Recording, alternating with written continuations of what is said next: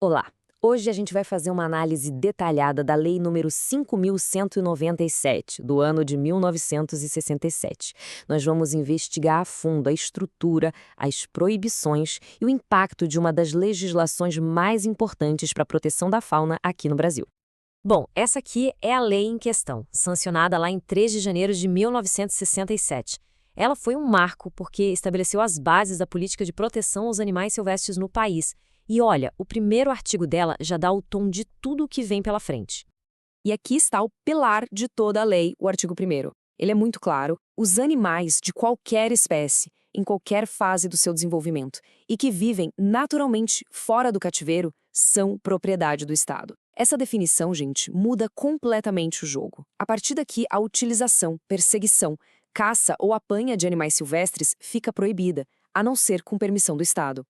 Para a gente conseguir dissecar essa lei de uma forma bem organizada, a análise foi dividida em 5 grandes blocos, ok? Primeiro, os princípios da proteção. Depois, a gente vê as proibições e as regras de comércio. Em seguida, falamos das licenças e das exceções. Aí, entramos na parte de fiscalização e punições. E, por fim, a estrutura administrativa e educacional que a lei criou.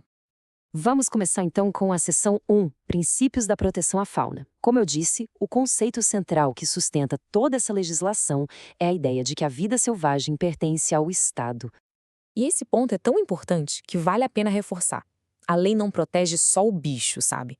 Ela protege também o ambiente dele. Os ninhos, os abrigos, os criadores naturais. Tudo isso passa a ser propriedade do Estado. Ah, e tem um detalhe interessante. Mesmo que a caça seja permitida em alguma região específica, se for dentro de uma propriedade privada, o dono da terra tem o direito de proibir. E aí a responsabilidade de fiscalizar ali dentro passa a ser dele. Agora a gente vai para a seção 2, Proibições Gerais e Comércio. Se a fauna é do Estado, é o Estado que dita as regras, né? E a lei é bem específica sobre o que não pode ser feito. Olha que interessante como a lei traça essas linhas. De um lado, a caça profissional, aquela com fins comerciais, é totalmente proibida, assim como o comércio de animais pegos direto da natureza. Por outro lado, a lei abre a porta para a caça amadorista, desde que regulamentada, e para o comércio de animais que vem de criadouros legalizados. O foco aqui é claro: controle e origem legal. E não é só o que é proibido, mas também o como. O artigo 10 traz uma lista bem detalhada de métodos de caça que são ilegais. Proíbe práticas cruéis, como usar veneno ou fogo, e também as perigosas, como atirar perto de ferrovias ou de dentro de um carro em movimento. Isso mostra uma preocupação não só com os animais, mas também com a segurança das pessoas e com uma certa ética, mesmo na caça que é permitida. Chegamos na seção 3, Licenças, Caça e Exceções. Depois de deixar claro tudo o que é proibido, a lei começa a explicar como funcionam as atividades que são permitidas, mas sempre sob o controle rigoroso do Estado. E a principal ferramenta de controle é, sem dúvida, a licença. O artigo 13 é claro: para caçar, precisa de uma permissão oficial. E não é qualquer permissão, não. Ela é anual, específica para uma região, para espécies determinadas, tudo para garantir que a atividade seja totalmente regulada. E a lei tinha uma certa pressa para entrar em vigor na prática. O artigo 8º, por exemplo, deu um prazo de 120 dias para o governo federal publicar a primeira lista de espécies, áreas e cotas de caça permitidas. Foi um jeito de fazer a regulamentação sair do papel rapidinho. Mas e a ciência? Como fica? Bom, a lei também pensou nisso. O artigo 14 abre uma exceção muito importante. A coleta de animais para pesquisa científica é permitida. Mas, claro, não de qualquer jeito.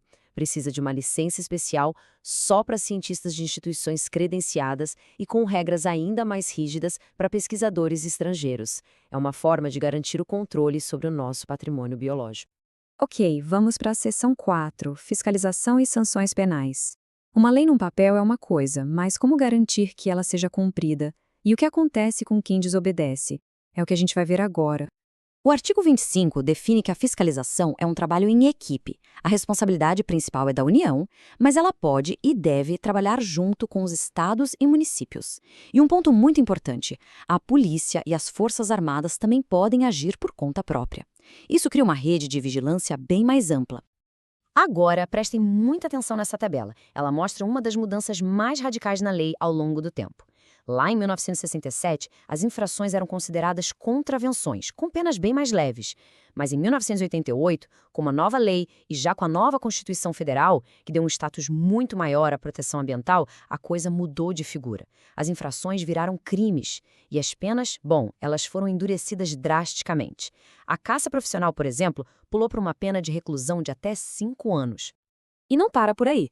Além da pena base, o artigo 29 define o que a gente chama de agravantes, ou seja, situações que tornam o crime ainda pior. Caçar na época de reprodução dos bichos, à noite ou dentro de uma área de conservação, por exemplo, deixa a punição mais pesada. A lei entende que o contexto do crime faz toda a diferença. E o que acontece com as coisas que são apreendidas? Armas, armadilhas, os próprios animais? O artigo 33 define o destino de tudo isso. A prioridade número 1 para os animais vivos é soltar de volta na natureza. Se não der, eles vão para zoológicos. Já os produtos, como carne ou peles, são doados ou vão para museus. A ideia é evitar o desperdício e garantir que o criminoso perca absolutamente tudo o que conseguiu de forma ilegal.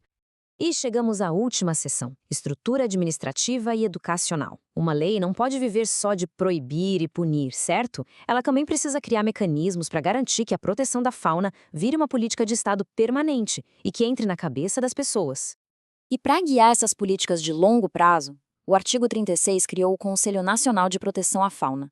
A ideia era ter um órgão central, lá em Brasília, para pensar, debater e criar as regras das ações de proteção no país todo.